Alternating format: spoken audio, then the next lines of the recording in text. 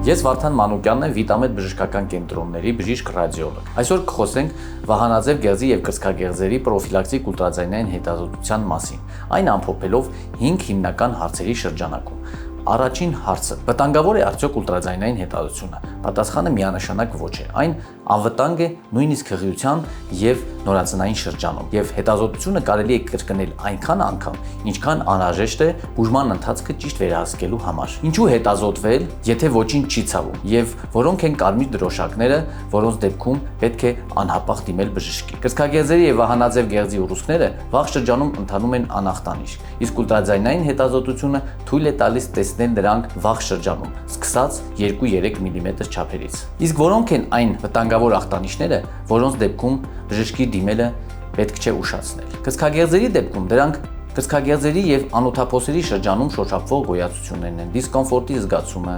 ցավի եւ այրոցի զգացումը, պտուկից արտադրությունը, իսկ վահանաձև գեղձի դեպքում կլման ակտի դժվարացումը, քաշի անբացատրելի անկումը եւ քաշի անբացատրելի ավելացումը, անբացատրելի թուլությունը, հոգնածությունը, քնկոտությունը։ Իսկ որոնք են այն հիվանդությունները,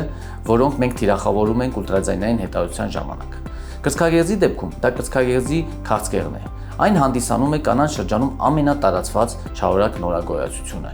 բայց պետք չէ մոռանալ, որ վաղ շրջանում առաջի փուլում կրծքագեղձի քաղցկեղ հայտնաբերելու դեպքում 95-ից 98% դեպքերում ապահովում ենք առողջացում։ Վահանաձև գեղձի դեպքում ուլտրաձայնային հետազոտության ժամանակ մենք հայտնաբերում ենք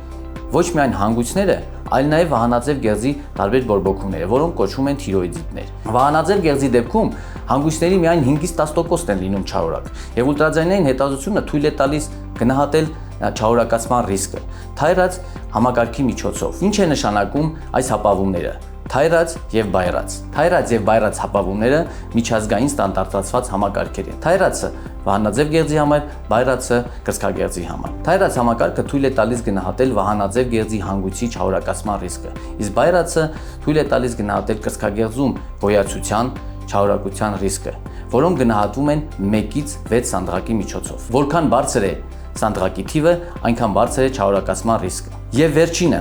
արդյոք կարևոր է թե որ մասնագետի մոտ կիրականացնեք ուլտրաձայնային հետազոտությունը։ Ուլտրաձայնային հետազոտությունը օպերատոր կախյալ մեթոդ է։ Մասնագիտական գիտելիքը թայրած եւ բայրած դասակարգման մեջ, ինչպես նաեւ մասնագիտական փորձը